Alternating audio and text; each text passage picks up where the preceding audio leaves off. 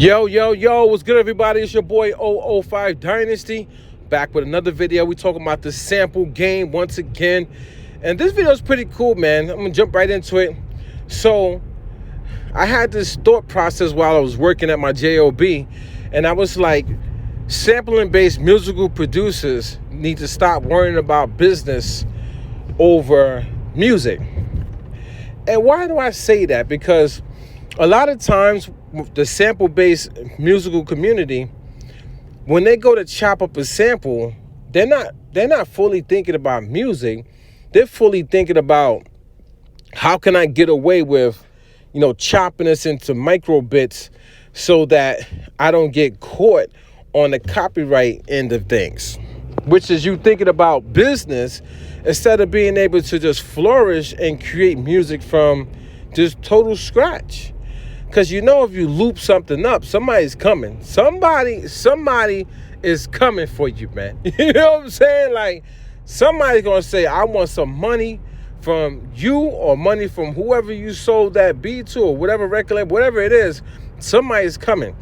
Whereas when you create from total scratch, you ain't got to worry about that because it's yours. You own it.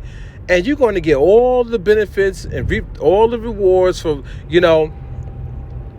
having full control over, your masters. You get all the royalties.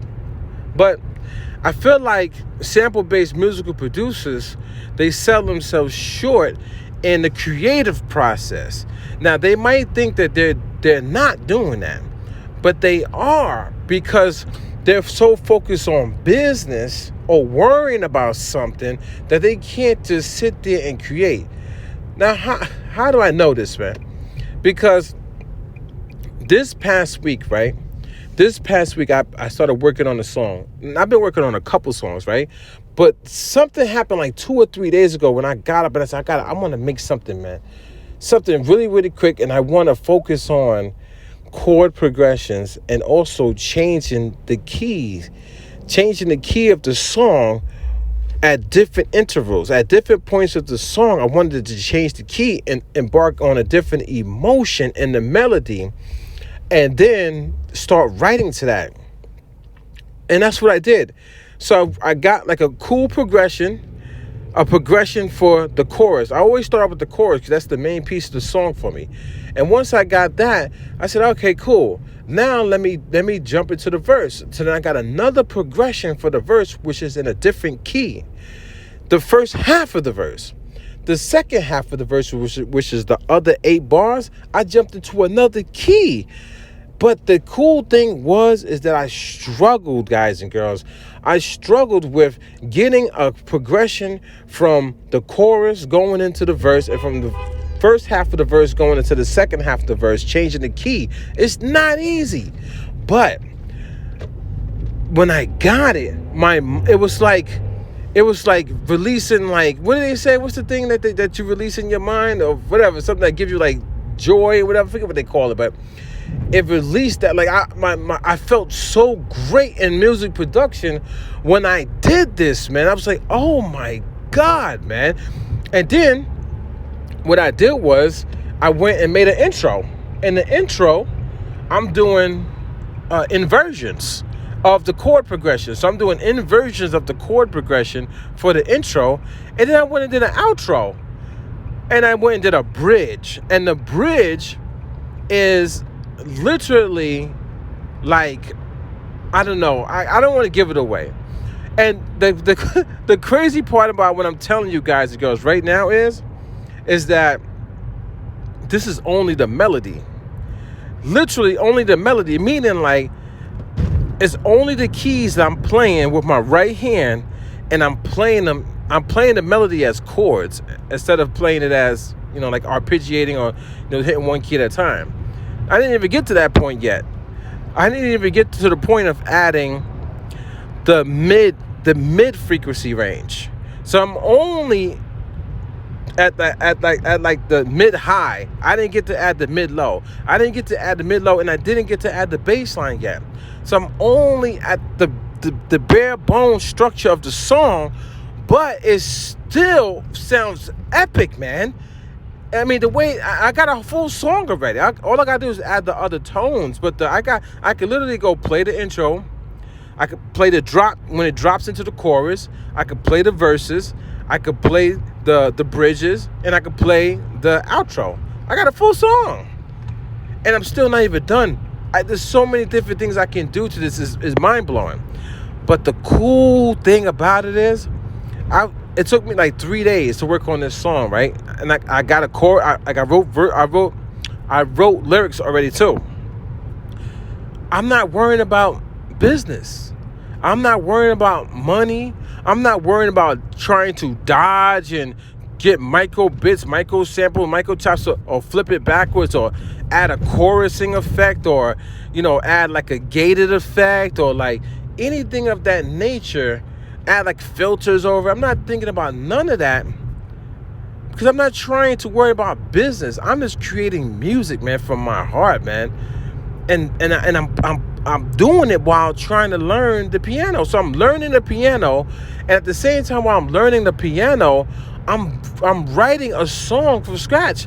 I could literally print out the MIDI notes, and make a music sheet with the song already. I could do it right now. I could make a music sheet, and somebody can come and play. They could literally play my song, and I'm playing my song myself. And I'm not worried about business. And the coolest part about that, guys, I'm telling you right now, the coolest part about that right now is that I'm going to be able to focus up on this song completely. I'm talking about add so much to it, make it so full, and have it knock and have so much texture, so much grit to it, and then be able to release it along with the other music sometime in the future, and then capitalize off of the sonic greatness that I've applied to this music, and all the music that I applied to this music, and benefit, man. I'm talking about, like, the way I'm making this also is that it could go into films, it could go into video games, commercial. Like, I could put it in so much stuff, and I have all the sounds separated. I don't need stem separation from the MPC. I'm doing it myself because I'm playing everything out, man. Every instance of the song is being captured. So the straight raw sounds coming out the keyboard without reverb, just raw sounds. And then when I go and I add reverb, well, that would be a different instance of it. If I add a chorus and effect, it'll be a different instance of it. You know what I'm saying? Like, all the stages will be broken up. So if somebody comes along and say, hey, we want to use it for a film, they could literally use my song that I'm rhyming over and harmonizing over for a film, man. They could go back in there and really, really chop up from the very first string stroke that I played that has no reverb on it. They can do that. Rather than when you take it from a sample, everything's already baked in there already, man. You know what I'm saying? So there's but so much they could do. So you're cutting yourself out of the freedom too, man, when you're sampling, and you have to worry about business when you're sampling, whereas you don't have the freedom to just create, man.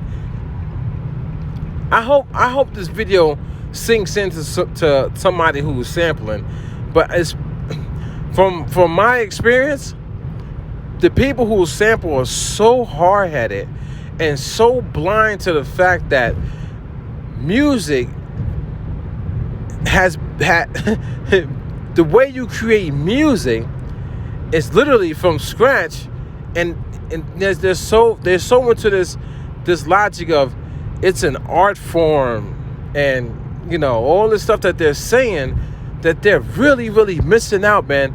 And I used to sample, and now that I don't sample, and I'm literally sitting here making this music this way, I'm blown away, man. Literally blown away by what I'm doing. And the cool part about everything is, guys and girls, I can hear in the music, I can hear how I could sample myself, man. How I could pitch it up semitones, how I could slow it down semitones, and all the stuff that I can do with my own original work. It's insane. Literally insane. I could make one instrumental that's totally original, and from that one instrumental I could make like a good 7 songs by just just going in and sampling and doing all the this and that. You know what I'm saying? All the sample techniques and stuff. You can make 7 songs off of one song, man. That's just crazy, man. But I'm not going there, man. I'm not going to sample, man. I'm going to play out original, and that's it. But anyway, this is not about me. This is not what the video is about. The video is literally about, I think the individuals who are sampling are worrying, and even if they're not worrying while they're creating, after the fact that they created, they still have to double check and make sure they did enough. They did enough, so it's not recognizable, which is they're worried about business instead of worrying about really, really creating. I'm talking about really, really creating and struggling, man. Struggling to get something. It's like the guy, or like even myself, who goes home and studies for a test when you're in middle school or high school. And when you get there and you take that test and you struggle, even you're struggling on the test, but you pass that test. Maybe it's an 85, maybe it's a 90, maybe you actually get the 100 and get the bonus questions too, right? Maybe you studied that much and you retain the knowledge.